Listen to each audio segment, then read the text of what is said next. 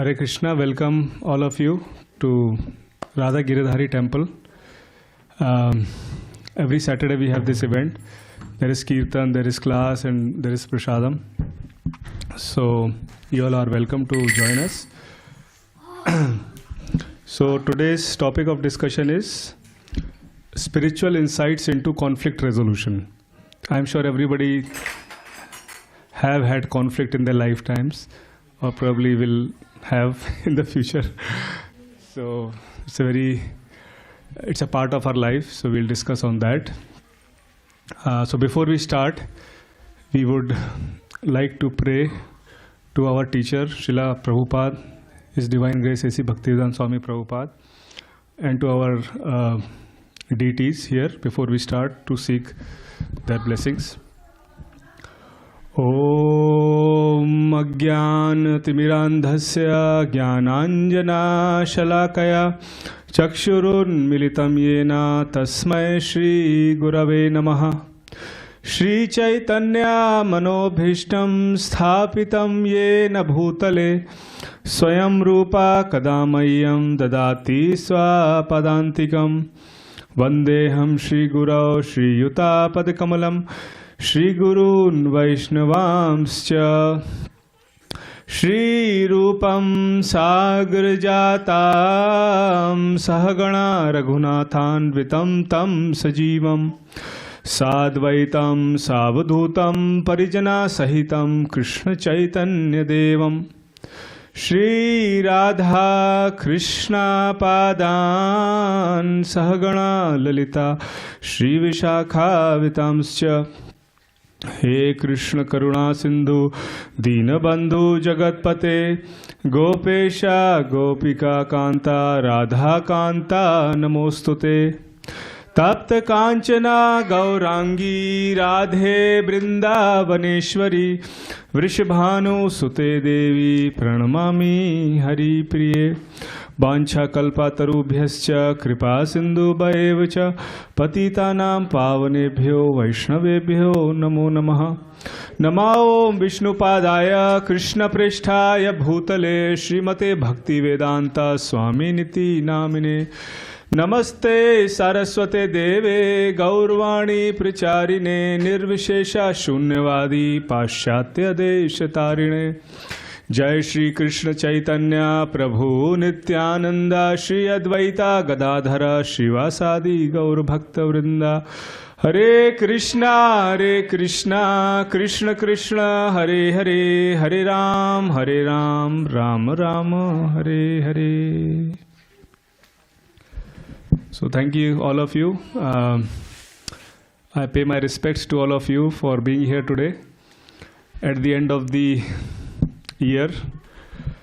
So today is also a very auspicious day. So if you can see the deity of Srila Prabhupada, A.C. Bhaktivedanta Swami Srila Prabhupada, he is the founder, Acharya of ISKCON. So this is you are in ISKCON temple. Who is here for the first time?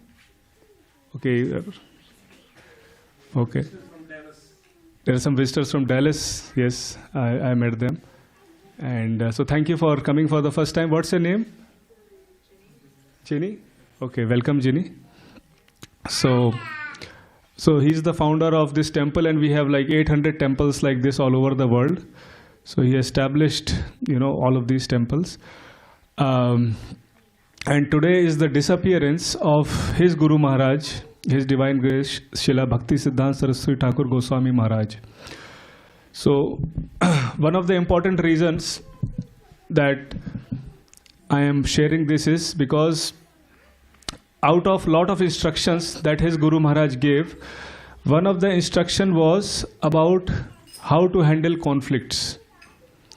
One of the instructions that his Guru Maharaj, Srila Prabhupada's Guru Maharaj mentioned is that somehow or other try to live without quarrel. This was one of the instructions. I'll repeat, it's a very powerful instruction. It says somehow or the other try to live without quarrel. Because in today's world there is quarrel for small things, that is why it's called Kali Yuga. It's an age of quarrel and hypocrisy. And these are great saints, great people, they know, what's going to come and what's happening. So he said, try to live without quarrel. And we see quarrel in everyday life, right? We see that quarrel is there in our day-to-day life. Whether it's in family, between family members, whether it's in the office between a boss or an employee, or whether it is between nations or religion, right? It's between like me and you, us and them. So all these different questions are raised.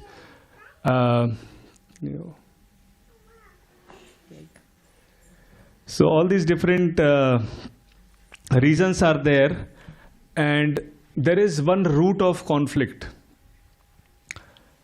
And one of the root of the conflict is the conflict in our own lives. There is a conflict in our own life. When we say in our own life, it is the disharmony between our own body and mind, and also the disharmony between the intelligence or our living force, the consciousness, which we also call soul. So that disharmony is actually the root cause of all these conflicts that are there. And when we forget the higher principle, when we forget the larger picture and just focus on some small thing. So that is the main root cause.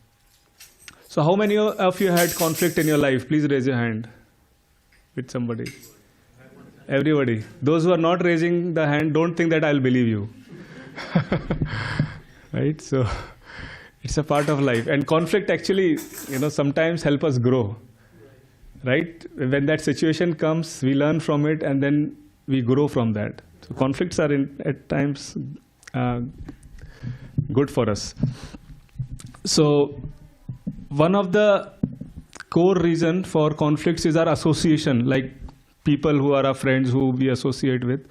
So I'll share one story of a person from Chicago. So basically, he was a wealthy person and he died and he left a lot of wealth for his two sons. And one of the sons, when he got the property, he bought a big farm, in Oregon. He got like horses and goats, and he got an airplane and stuff like that, and he made more money out of that money, and he had a family, he married, he had kids. But the other son, what he did is he used that money in a wrong way. Somebody told him that if you give me that money, I'll triple it very fast. And he agreed to it, and he actually gave it the money, and the money was used in narcotics. And then he was caught. Until this date, he's in jail, 35 years. So it's the same father, he has two sons, and one son used the money wisely. He's living happily with the family, growing the family. Other person is in jail, right? So what is the difference between these two brothers? The difference is of the association. The other son got into bad association. He agreed to the other people that, okay, we can triple the money in such a short time. Quick. Everything quick. So it is very important that how we are affected by our environments.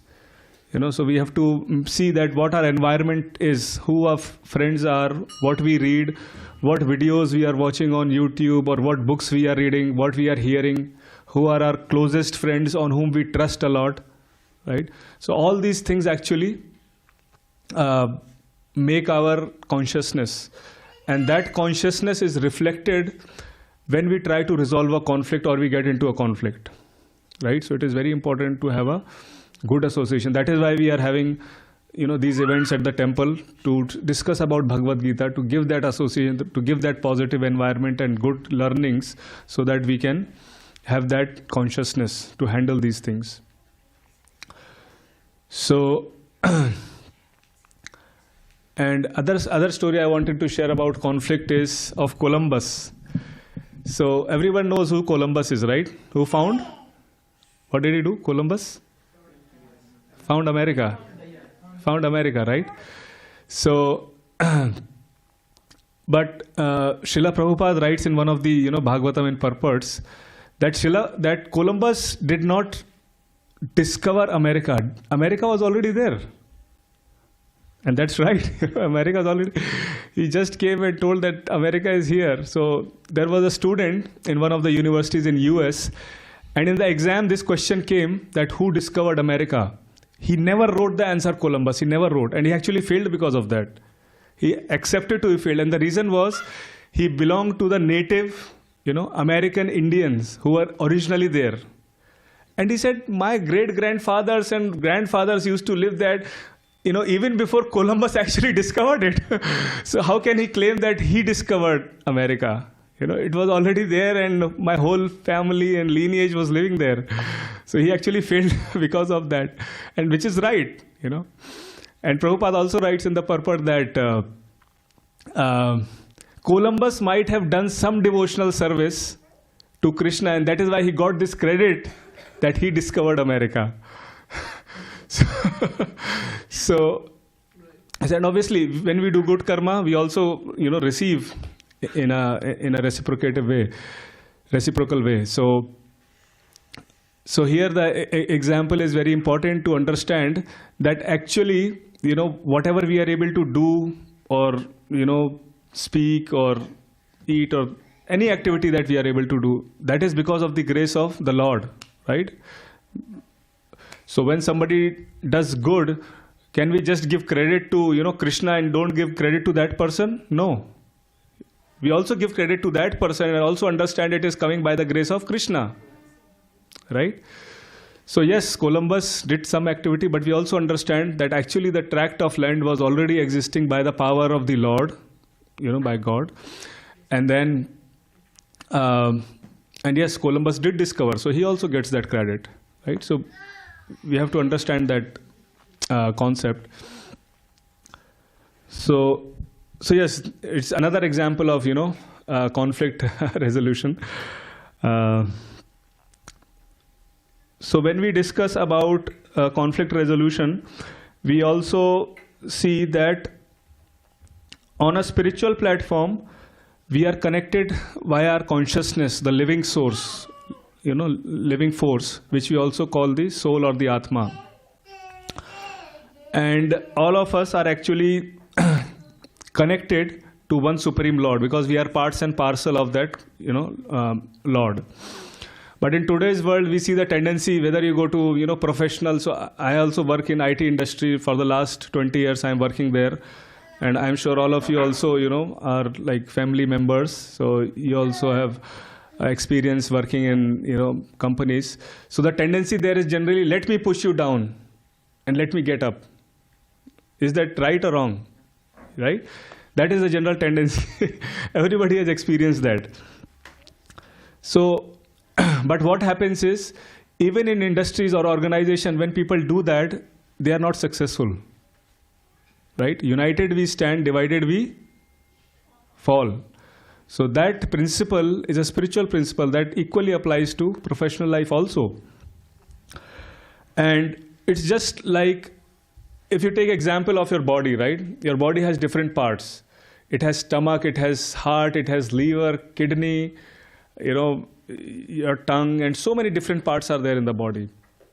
So suppose that, but we understand that what the kidney can do, the heart cannot do, or the lung can do, the liver cannot do. Everything has a special purpose to fulfill, right?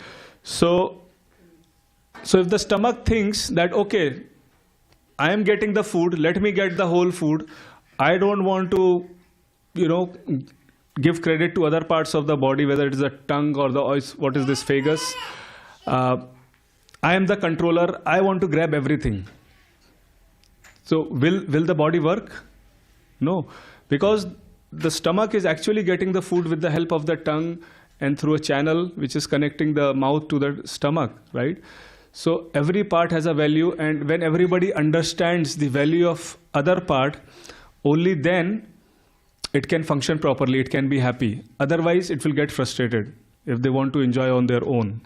And same applies to teamwork also, right? Whether it's a spiritual organization where we are living here, or you are at home, or you are at work, if you do not work together, it is very difficult to achieve big things, to achieve great things. It is very, very difficult. So one time one of our teachers went to a college. There were a lot of finance students, like accountants and all. So one of the students stood up and asked a question. You are a Swami, you are trying to give us this spiritual knowledge. Do you want us to become Swamis? What do you want us to become? So, and there was a big round of applause for this question. All the students, because he must be some leader or something. And then our teacher, he answered, if everyone becomes an accountant, what will happen to the world? Who will do banking? Who will teach? Who will be the farmer? Who will give food to others? If we don't have Swami, who will give the guidance? Who will give spiritual knowledge? Give the understanding? So there was a bigger round of applause in that answer. Because yes, everybody is important. Right? Just like our body, the society is considered a body. So every person, every professional, everyone has their own role to play, their part to play. Similarly, spiritual knowledge also has a very important role to play.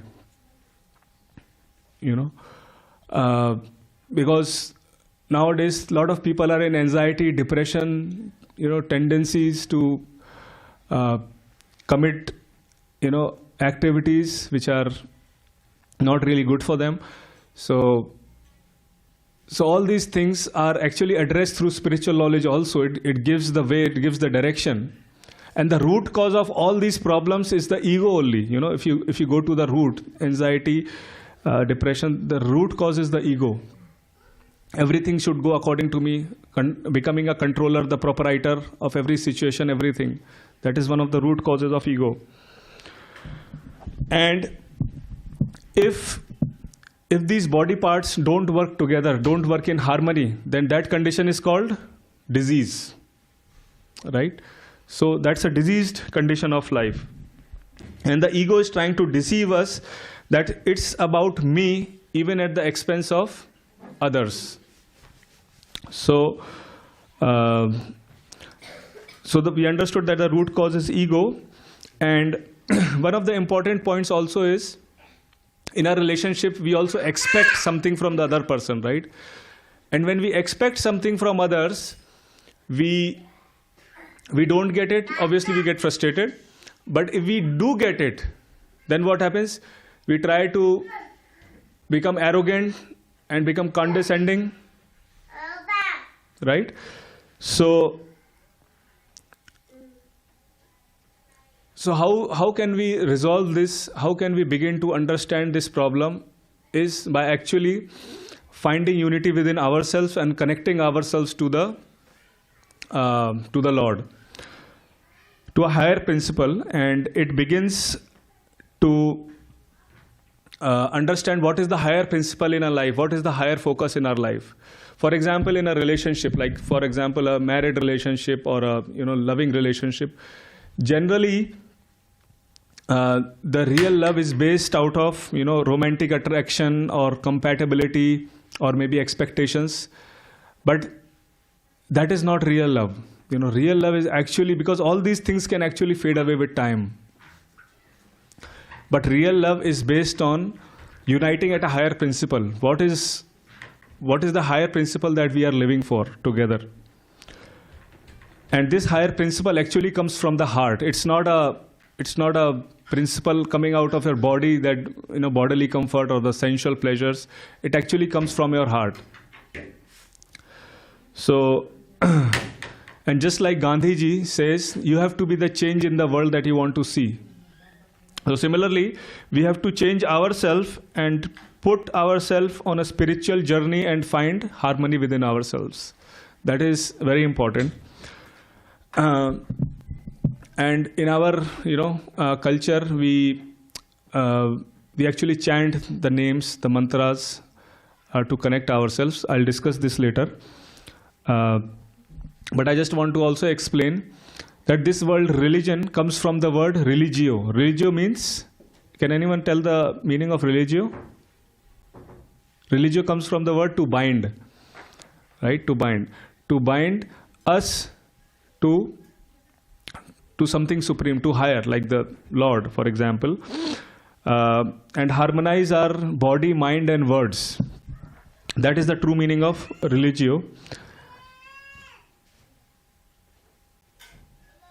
So in the Bhagavad Gita, which is an ancient text, like 5,000 years back, Lord Krishna spoke this to Arjuna. It's one of the texts which is actually read in most of the universities in the US also. University of Southern California, Paris, London. It gives the insight of different systems of yoga. Right? Karma yoga, bhakti yoga, jnana yoga, dhyana yoga, all these things are there. So in that, it talks about that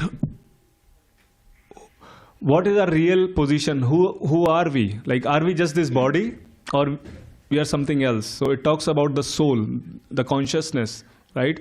So it talks about the quality of our consciousness. It says, na jayate mriyate va kadachin. Nayam bhutva bhavita vana bhuya ajo nitya sashvato ayam purano na hanyate hanyamane sharire. It says that the soul, there is neither birth nor death at any time. He has not come into being, does not come into being, and will not come into being. He is unborn, eternal, ever-existing, primeval. He is not slain when the body is slain. And our consciousness is actually looking for love. You know, all of us are actually looking for love and to be loved.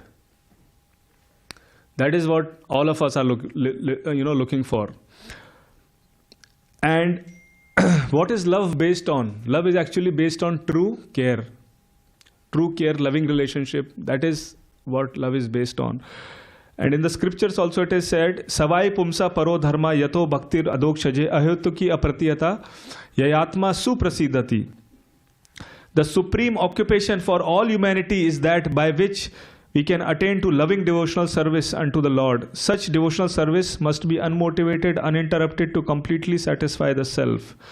So what it means is that when that love and care is unmotivated, without any motivation and uninterrupted, only then, we can actually connect to ourselves. It's just like watering the tree. Suppose there are a lot of trees outside. If you water the tree at the root, what will happen? It will go to all parts or no? It will go, right? But if you just, pour some water on the leaves, will that satisfy the tree? No. So unless you are connected to yourself, you are satisfied, you are happy, how can you give love to others? Can you do that? No.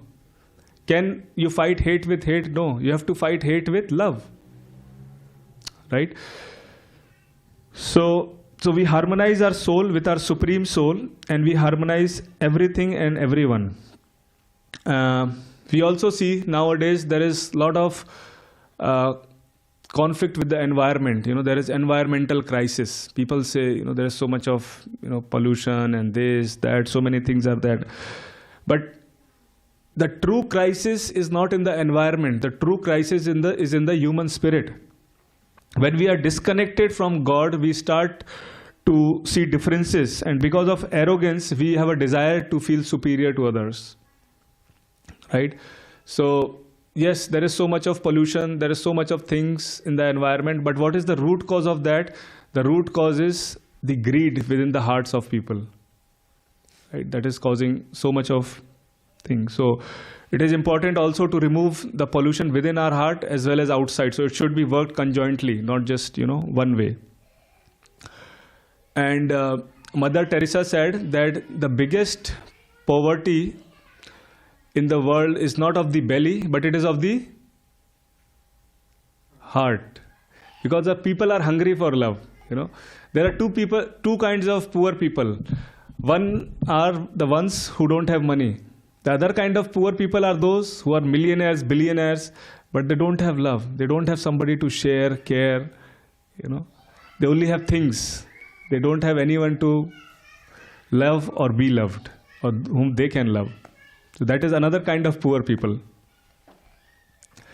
Generally, things are to be used, to love people, to give them to people, and people are happy. But more too often what happens is people are actually used and things are loved. Right? So, and when people do not get that love, they get into intoxication, right? Illicit relationships and entertainment of different ways, just to forget all those things which have, what they do not have, because they have a very hollow heart. That's why you have so many, Garnet Avenue is full of so many different places. So our greatest joy is to share and share this love with our loved ones. If we are connected to ourselves, we won't be in greed or we won't be frustrated. And a learned person is one who feels connected to everybody. So in the Bhagavad Gita, there is another text which says, Vidya Vinay Sampanne Brahmane Gavi Hastani Suni Cheva Swapakecha Pandita Samadarshina. So it says that a learned sage, by virtue of true knowledge, sees with equal vision a learned and gentle Brahmana, a cow, an elephant, a dog and a dog eater. So a learned person actually sees everyone with love. Forget about humans. He also sees with love all the animals also, and does not discriminate or, any one of them. So nowadays, in the age of information technology, there is so much of data. There are different roles of data science and artificial intelligence, machine learning. Who all are in IT? Who work in IT? Please raise your hand. Okay, Gaura, and what's the name? Seema. So in the age of IT, even if you don't work in IT, somehow or other, in the back end, the IT system software is running. It is all based on data. So, and when you get a lot of data, they say it is information diarrhea. That is termed as information diarrhea. So, so we do not need a lot of data and all those things to store, but we need to actually connect to others, actually take time to connect to others, because we are so busy with just sitting in front of computers, we forget about people, to talk to them, to ask some questions or to hear their questions. We forget about those things. It is also said that to love your neighbors as yourselves, right? So all these texts are there from different scriptures. And when we see that everybody is actually our neighbor, whether it is a tree or the air or everything, so harmonize with all of those things. And when we are disconnected, then it gives rise to conflict, and we are vulnerable to falling into that conflict, and we get sucked into that conflict. So that is there. We may have a lot of numbers in our bank account, which is good. It is not bad. We have properties, nations, but that is not real wealth, since it doesn't bring that much happiness to the heart. We are not saying money is bad; it's good, but things cannot touch the heart, like prestige, power. All those things cannot touch. Real wealth is our integrity, compassion, and love. And having those people, it is said that you can count how rich you are by the things that money cannot buy. You can count how rich you are. Can you please repeat? You can count how rich you are that money cannot buy. So that's such a beautiful, statement. When I first heard it, it struck me that yes, money is important, but at the same time, few things are there which money cannot buy. So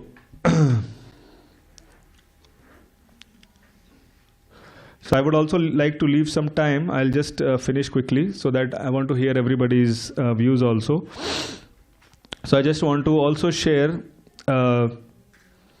about the connection thing.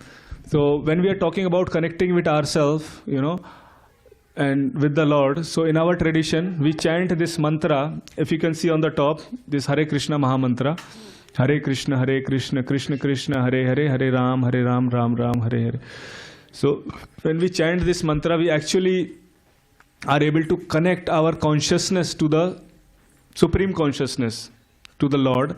And then when we are connected, just like watering the root of the tree, all the parts of the tree are happy. When we chant this mantra, we are actually watering the root of the tree, and we get satisfied, we feel happy.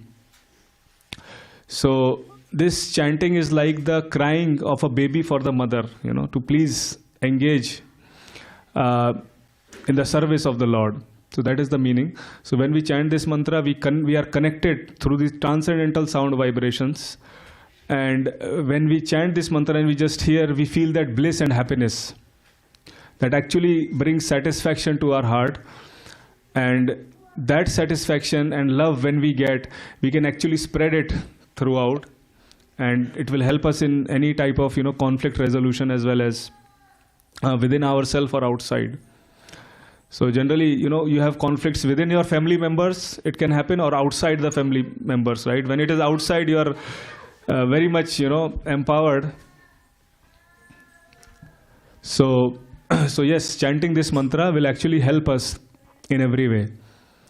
And reading the instructions from the Bhagavad Gita, our scriptures, that also gives different ways how to resolve the conflict. So I would like to stop here, and now I would like to hear from you, like if there is a conflict, how... Thank you for the talk. What struck me was when you said you know how rich you are when you can count the things that money cannot buy. That was my favorite things. Thank you. Yeah. And how do you resolve conflict? I don't. You don't?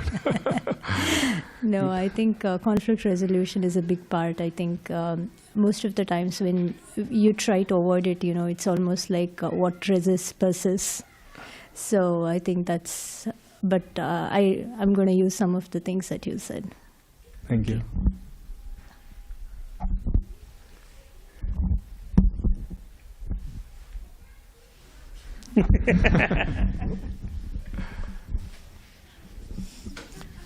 Yes, Gaura. Yeah, thank you, Gauraji. Nice talk for the conflict resolution. Yeah, I think I agree with most of your points which you brought up. Like it's part of life. Like conflict happen every day, every time, at work, office, everywhere, home. But yeah, I think the main thing which I like is like if you keep the things which are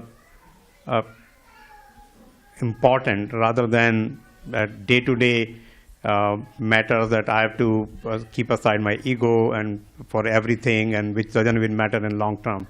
That sort of thing helps in all those conflict resolutions. But that's the thing probably lacks most of the time when all this conflict, people look for the short-term gains rather than long-term gains or the bigger picture. Correct. Yes. Thank you, Gaura. Yes, I want to share one of my stories from my hometown. Sure. As you know, just recently I've come here. So in my hometown in Bangladesh, actually, what happened? As you told that if we just if we just give water on the root of the tree, then every part of the tree gets water. It's the same process. So I tried to do something very devotional in our temple, in our local temple, because in our local temple it's not that much active.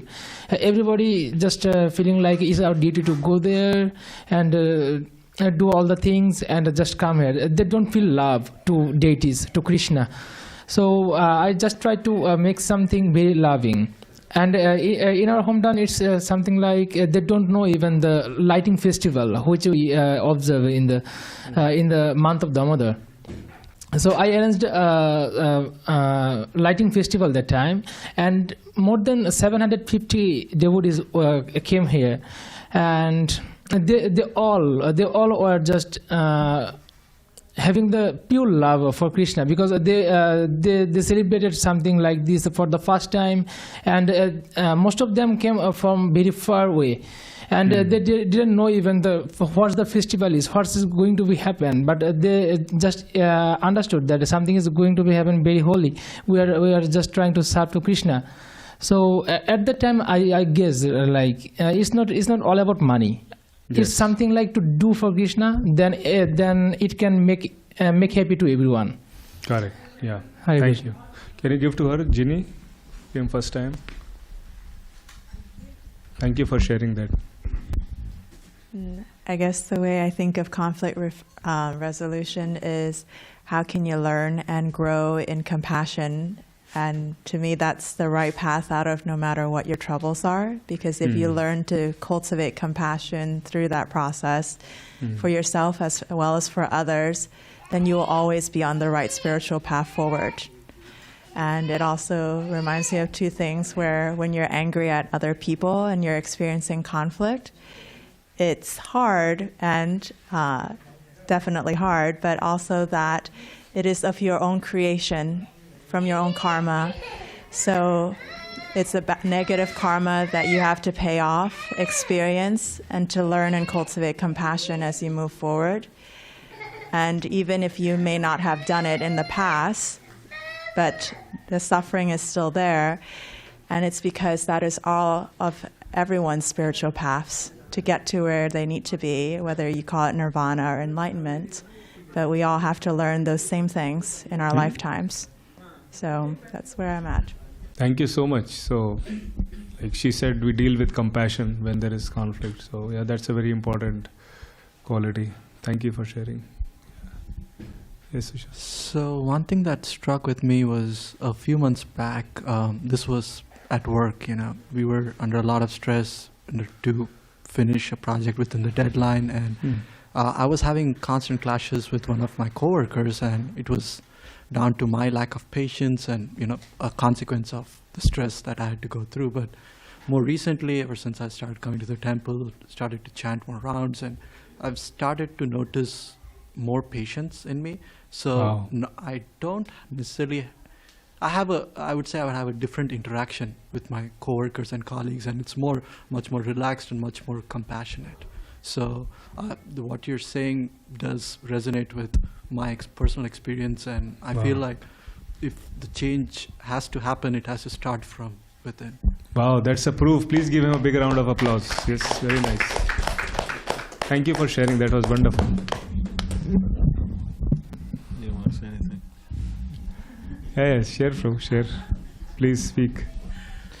Well, I was just thinking about how you're mentioning envy. Well, I mean, I don't know if you used the word envy, but Ego. you were mentioning how in the corporate world there's a big tendency to Push. push others down, and then you yourself Up. Yeah. succeed or whatever. And I was just thinking in relation to that there's this very beautiful instruction by Narada Muni, those of you who know him, in the Srimad Bhagavatam, and he mentions how one should deal with others. And the thing that he mentions is that there's always people, you could say, that are less fortunate than us in some ways, or you would say maybe less or not so successful in certain ways. Or you could say junior. I mean, they even have that in the corporate world. There's like junior. Yeah. Right? So instead of pushing those people down or whatever it is, the tendency is, he says that you should be compassionate to them. You should help them. And with equals, someone, instead of competing with them, you should make friendships with them. And for somebody who's, you could say, farther along down the path than us, senior or whatever term you want to use, he's saying that instead of envying those persons, we should try to learn from them. So anyways, and he was saying this is like a successful way how to deal with different types of people. And it says one could be happy just like that. So anyways, I was just thinking about that. Thank you. Round of applause. Yes. Yes, Aniket. Yeah. He's also a professional. He works for Qualcomm. Please. Yeah, like almost I think everybody around here.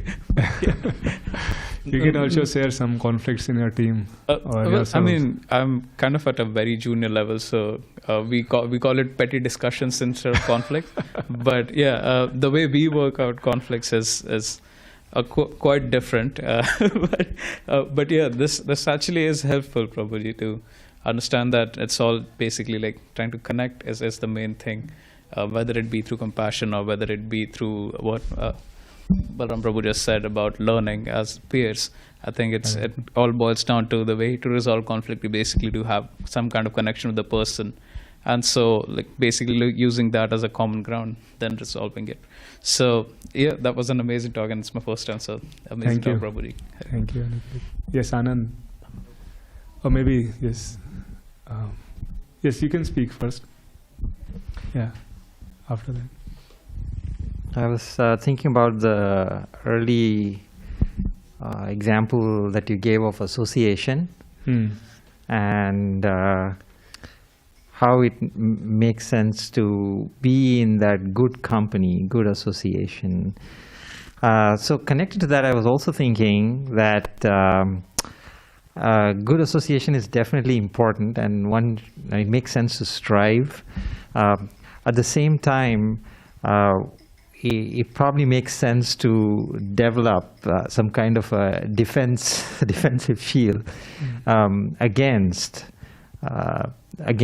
not good association or other types of association, right? Because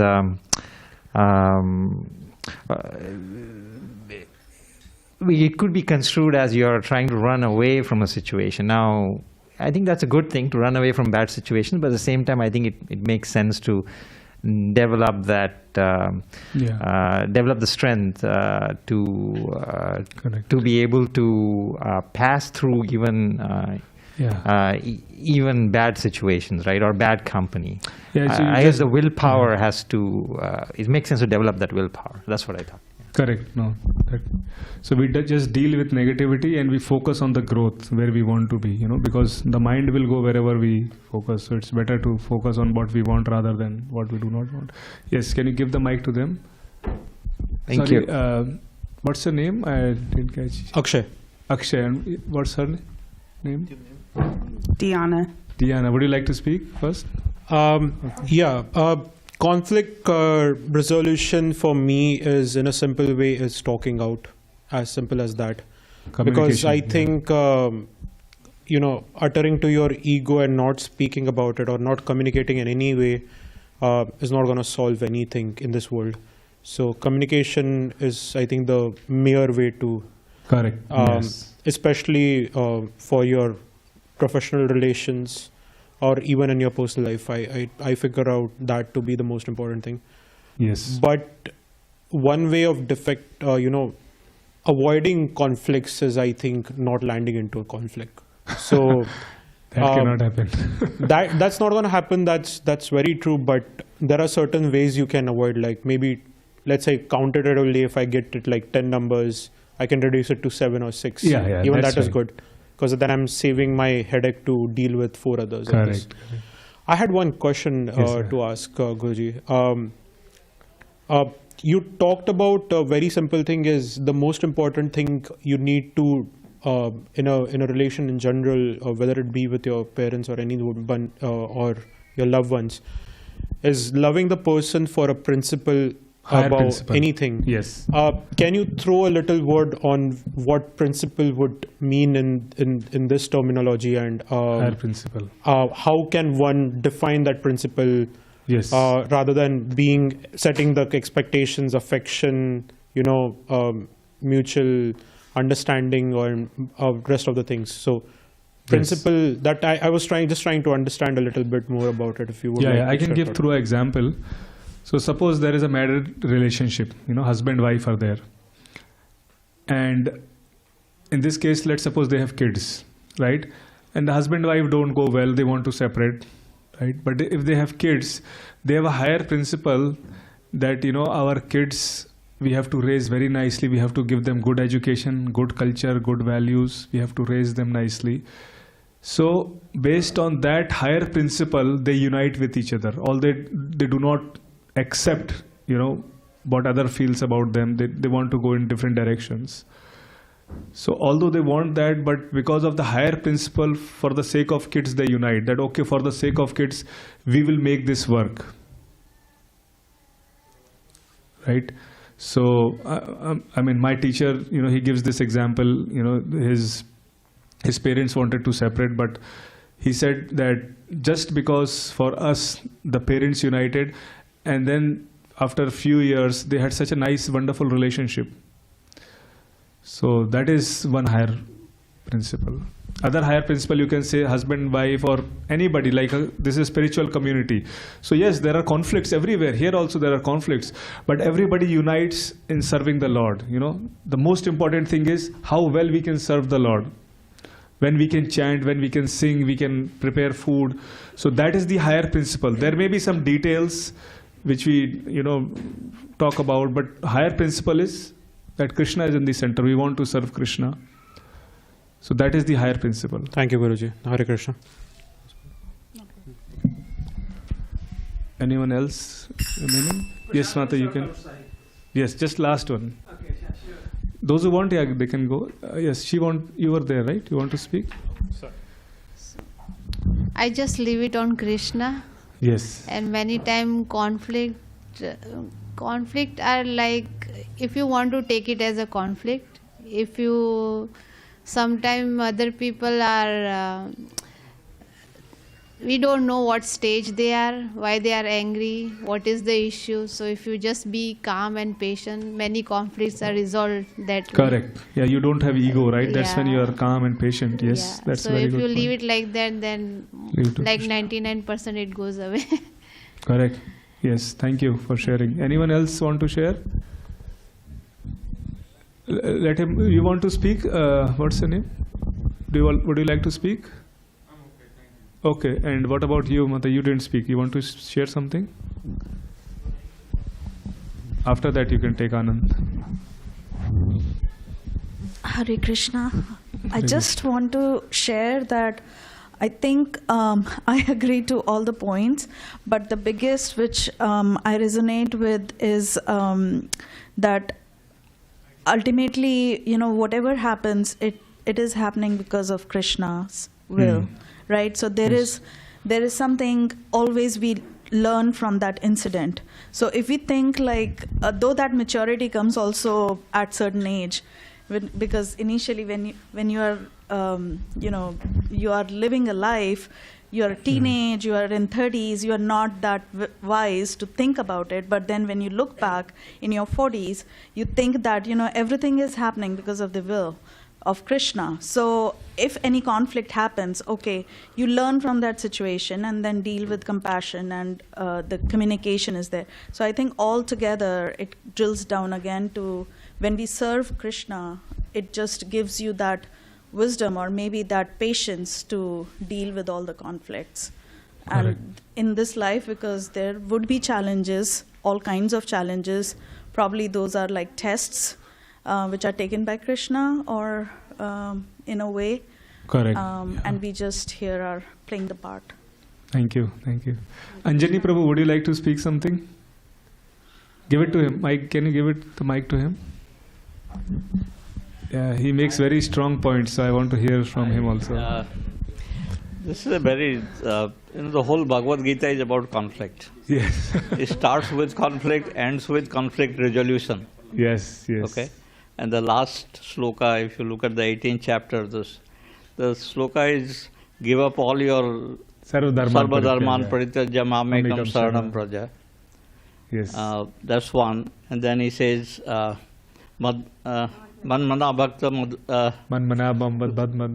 bhakto madhyaji mam namaskuru. So conflict resolution is at the end, is lying there. Right. At any other level, you cannot resolve conflicts. Correct. There is always, it will go on, because the whole world is dvanda. Yes. Sukh, dukh, man, apaman, satru, mitra. Yes. It's all conflict. Summer, winter. He talks about everywhere. Honor, dishonor. Right. Everything. Yeah. So that if you're looking for ultimate conflict resolution, that is the only point.